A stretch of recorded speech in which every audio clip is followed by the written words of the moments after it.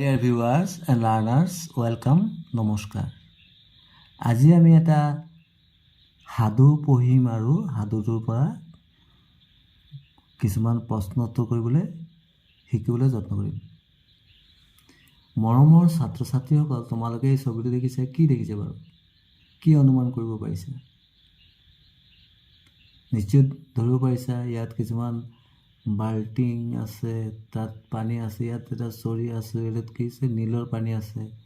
এটা এই কুকুৰৰ নিচিনা দেখিছে, এইটো এটা শিয়াল হয়। শিয়ালটোৰ বৰণটো চেঞ্জ হৈ গৈছে না, কালাৰটো। ইয়াত ঘৰ দেখিছে, হয় নাই? তাৰমানে শিয়ালৰ সাধু হ'ব, নিশ্চয় ধৰিব পাৰিছা।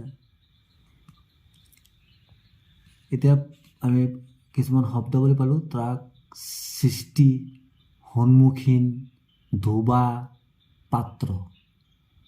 ধোবা মানে জানানে? কাপোৰ কানি ধুই যে আমি যে কাপোৰ কানি ধুব দিওঁ। এতিয়া আমি পঢ়োঁ। এখন হাবিত এটা বুধিয়ক শিয়াল আছিল। ৰাতি হ'লেই সি কাষৰ গাঁৱত বৰ ত্ৰাসৰ সৃষ্টি কৰিছিল। সি গাঁৱৰ মানুহৰ পোহনীয়া হাঁহ কুকুৰাবোৰ খাই মহা আনন্দৰে দিন কটাইছিল। এদিন সি এজাক কুকুৰৰ সন্মুখীন হ'ল।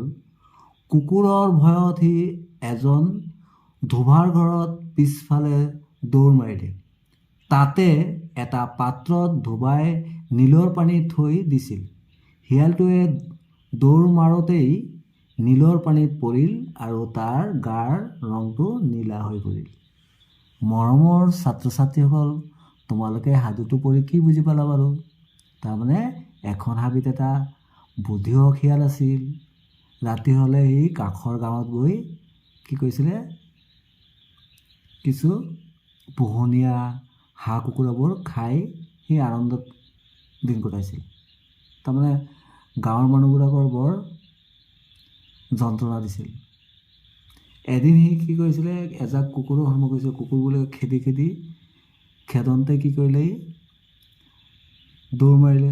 দৌৰ মৰাত ই এটা ধোবাৰ ঘৰত নীলৰ পানী থৈ দিছিলে। সেই নীলৰ পানীত গৈ পৰি গৈছিলে আৰু নীলৰ পানীৰ পৰা যেতিয়া উঠিল, তেতিয়া দেখিলে তাৰ গাৰ বৰণটো নীলা হৈ পৰিল। এতিয়াহে আমি কিছুমান প্ৰশ্ন ইয়াত পাইছোঁ। গাঁৱত কোনে ত্ৰাসৰ সৃষ্টি কৰিছিল? কোনে কৰিছিল বাৰু? নিশ্চয় ধৰিব পাৰিলা। কোনে কৰিছিল? শিয়ালে কৰিছিল না? এটা শিয়ালে কৰিছিল। শিয়ালটোৱে কি খাই দিন কটাইছিল? শিয়ালটোৱে গাঁৱত থকা মানুহৰ পোহনীয়া হাঁহ কুকুৰাবোৰ খাই দিন কটাইছিল, হয় নাই? এই গাঁৱৰ মানুহৰ পোহনীয়া হাঁহ কুকুৰাবোৰ খাই খাই মহা আনন্দৰে দিন কটাইছিল, নহয়নে বাৰু? শিয়ালটো কিহৰ ভয়ত পলাইছিল? আমি পাইছিলোঁ নহয়, এজাক কুকুৰৰ ভয়ত পলাইছিল, হয় নাই? তাৰ কুকুৰবোৰে খেদি গৈছিল। শিয়ালটো কিহৰ ভয়ত পলাইছিল তেনেহ'লে? কুকুৰৰ ভয়ত পলাইছিল। ঘৰটো শিয়ালটোৰ ৰং কেনেকৈ নীলা হ'ল? যেতিয়া কুকুৰবোৰে শিয়ালটোক খেদি ফুৰিছিল, তেতিয়া দৌৰ মাৰোঁতেই ধোবাৰ ঘৰত থকা নীলৰ পানীত পৰি তাৰ গাৰ বৰণটো নীলা হৈছিল বা গাৰ ৰংটো নীলা হৈছিল।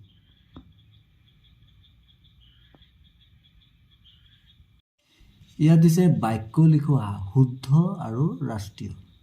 শুদ্ধ শুদ্ধ। মৰমৰ ছাত্ৰ ছাত্ৰীসকল, তোমালোকে নিজেও বাক্য সাজিব পাৰিবা। মই এনে এটা উদাহৰণ দি কৈ দিছোঁ শুদ্ধ। তেওঁ শুদ্ধ উত্তৰ দিছিল বা সি শুদ্ধ উত্তৰ দিছিল। সি প্ৰশ্নটোৰ শুদ্ধ উত্তৰ দিছিল। এনেকৈ যিমান পাৰা সহজ আৰু সৰল বাক্য কৰিবলৈ যত্ন কৰিবা। ৰাষ্ট্ৰীয়।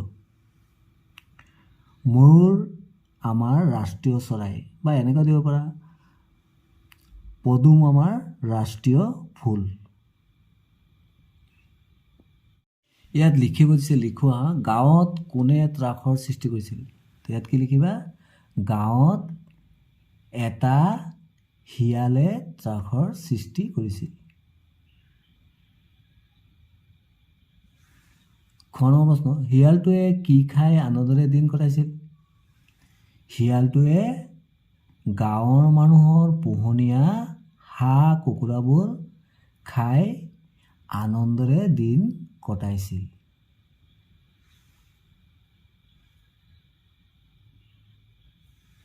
গ, কুকুৰটোৰ ভয়ত পলাওঁতে শিয়ালটোৰ কি হৈছিল কওঁ আৰু লিখো আহা। এই প্ৰশ্নটোৰ উত্তৰ আমি পাইছিলোঁ। কুকুৰটোৰ ভয়ত পলাওঁতে শিয়ালটোৰ কি হৈছিল বাৰু? তেতিয়া আমি কিদৰে লিখিম যে কুকুৰৰ ভয়ত পলাওঁতে শিয়ালটোৱে দৌৰ মাৰোঁতে ধোবাৰ ঘৰত থকা নীলৰ পানীত পৰিল আৰু তাৰ গাৰ ৰংটো নীলা হৈ পৰিল।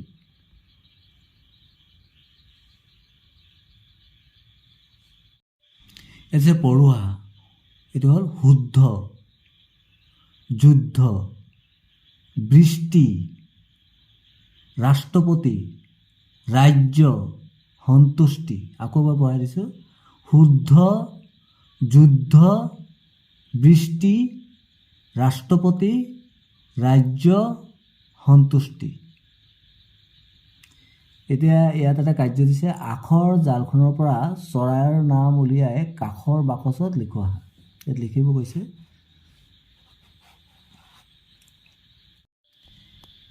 এতিয়া আমি এই আখৰ জালখনৰ পৰা চৰাইৰ নাম উলিয়াই লিখিব লাগে। এটা কৈ দি আছে যে ঘৰ চিৰিকা, ঘৰ চিৰিকা, ঘৰ চিৰিকা। এতিয়া বাকীটো আমি এইটো পাইছোঁ ভাটু, এইটো কি ভাটু, আমি কি লিখিব পাৰোঁ ভাটু, ভাটু। তাৰপিছত আমি কি পালোঁ কপৌ, কপৌ। তাৰপিছত আমি কি পালোঁ বগলী, বগলী, বগলী। তাৰপিছত আমি কি পালোঁ চিলনী, চিলনী। তাৰপিছত আমি কি পালোঁ কাউৰী, কাউৰী। শালিকা, শালিকা। তাৰ আমি কি পালোঁ ভাটু পালোঁ, বগলী পালোঁ, কপৌ পালোঁ, চিলনী পালোঁ, কাউৰী পালোঁ, শালিকা পালোঁ। তাৰপিছত আৰু এটা আছে পাৰ, পাৰ। মৰমৰ ছাত্ৰ ছাত্ৰীসকল, তোমালোকে এইদৰে আখৰ জালৰ পৰা আন আন চৰাইৰ নাম উলিয়াবলৈ চেষ্টা কৰিবাচোন। Thanks for watching. Stay connected. My dear viewers and learners, যদি আপোনালোকৰ ভিডিঅ'টো ভাল লাগিছে তেন্তে লাইক কৰিব, শ্বেয়াৰ কৰিব, আৰু মোৰ চেনেলটো যদি প্ৰথমবাৰ চাইছে তেন্তে ছাবস্ক্ৰাইব কৰি ল'ব। এনেধৰণৰ ভিডিঅ' ন'টিফিকেশ্যন হ'ব পাই যাব। Thank you so' much.